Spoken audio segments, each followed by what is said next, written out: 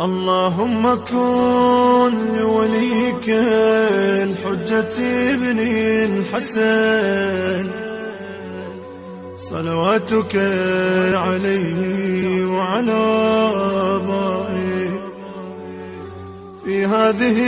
الساعة وفي كل ساعة، وليا وحافظا وقائدا وناصرا ودليلا وعينا، حتى تسكنه أرضك طوعا وتمتعه فيها طويلا